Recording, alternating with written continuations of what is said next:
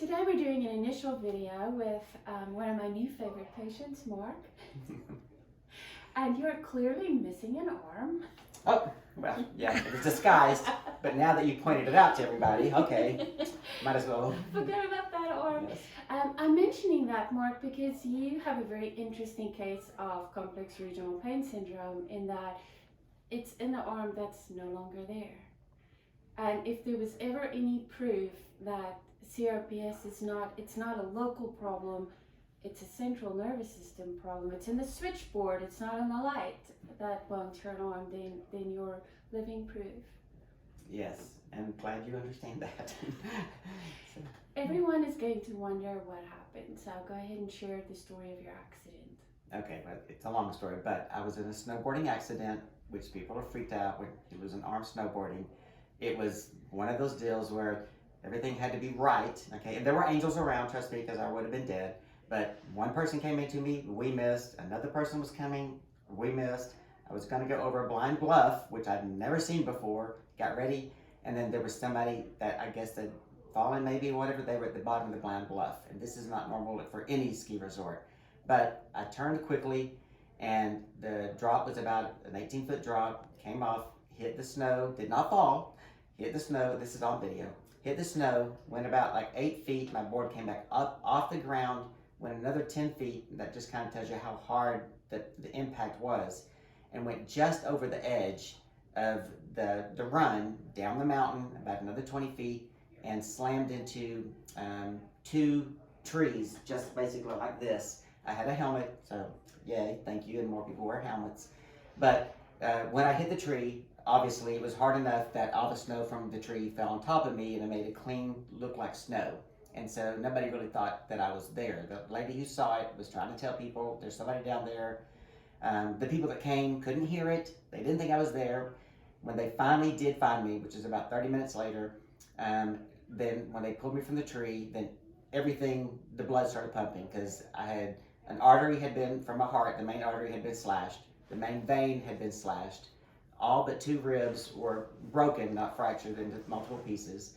My clavicle was obviously shattered into multiple pieces, and my humerus was shattered into pieces. And then my scapula was broken 3 places, which they say it's hard to break a scapula. They rushed me to the hospital, didn't think I was going to live. The hospital actually told my wife and my dad that I wouldn't live because they've never had anybody that lived through this. They've had 4 accidents and no one lived, but I lived. And they thought, because I couldn't feel my arm, they thought, oh, you had a brachial plexus injury. My sister says, we're going to the Mayo Clinic, and she took me to the Mayo Clinic, and they went in, this is 3 months later, and they cut in, they were all prepared to prepare the brachial plexus, they cut out stuff, and when the doctors tested all the nerves, they said there's no damage to the brachial plexus. So one doctor said, you go up to the brain, I'll go down. And the one that went down found that, I guess during the accident, the main core nerve to my hand had severed down here. And so that was not what people were thinking, but that was what was causing all this pain. My brain sending messages to me saying there's something wrong. And when I say pain, it's like any imaginable pain that you can imagine. Take the worst hand pain you've had, and take that and then just leave it. There's no fix for it. So I've had all different types of multiple pains. When they said the best news is to amputate it, I was like, oh my gosh, yes, please, amputate it. But then they couldn't. It was going to take 3 months. They had to have it healed. So I had to wait 3 more months to get it amputated. Right before the amputation, the doctor did make sure, and I did not know this, he said that, why are you doing this? I said, because my arm's, nervous. He goes, and what else? And when he got to the pain, I said, and the pain. He said, well, what type of pain do you have? I explained the first type. It won't get rid of that. The second type, it won't get rid of that. The third, won't get rid of that. Fourth, it won't get rid of that. And I'm thinking, he's a quack. I'm cutting it off. It's going to go away. But then the fourth, I said, well, there's also pain in my lower back, and I think it's just from carrying the dead arm around. He goes, it will get rid of that. And he was 100% true, which was sad because I thought the pain would go away. So gabapentin, obviously, they put me on at the very beginning, ketamine, every type of drug that from right now it's on Wellbutrin, and but you have side effects from all those, and so I tried to get off of those as much as I can, and I've gotten down to the lowest level that I could, and I don't like the side effects. and the pain is still there. So the the will to live goes. Okay, I'm not suicidal. I would never do that. But the will to live left about 4 months after the accident. And I told my brother, I said, I don't think I'll live 3 years because your body's not made to take this much pain. And I didn't think it would. And I didn't think I'd live 3 years. And I did. And the will's been gone. And so luckily a friend of a friend told me about this place. And they had just been out of here. And I thought, I'll check into it. And so I immediately checked into it, read the first book, read the second book, and I thought, she's okay, I'll definitely try it. And then I called somebody because they said you can't fix phantom pain. And everybody that I know that has phantom pain doesn't have the type that I have. It stings, it tingles, and trust me, mine's way worse than that. But she did say that she had phantom pain in both of her feet, and she had been here, and the feet were amputated, and that she was at a 0. And I thought, I'll go for a 5.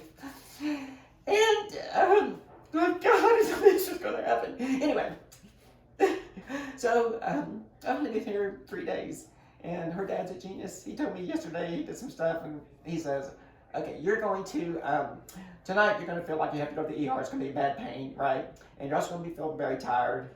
And the guy's only with me for 10 minutes, so I'm kind of thinking, okay, only fools, geniuses, or Jesuses, whatever, try to tell you about the future.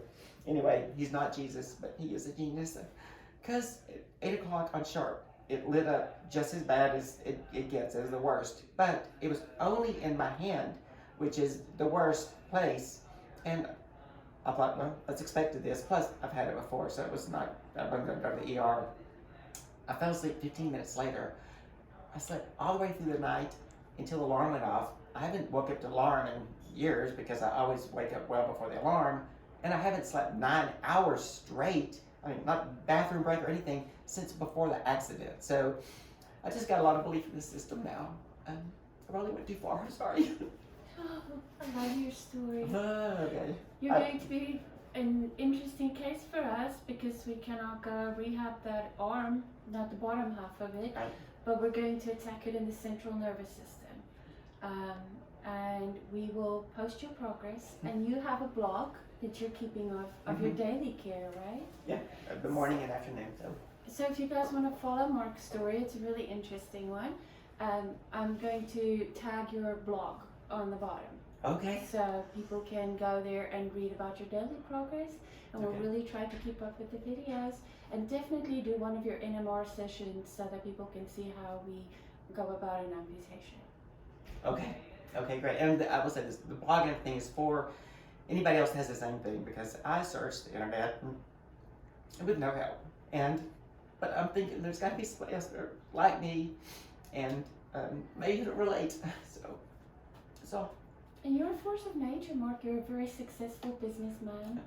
I just, one can spend 5 minutes with you to know that you're a very special human being. So to be able to give you your life back is going to truly be a privilege. People maybe lose an arm and think it's just the end of the world, and to you that was just a little pothole in your road. Yeah.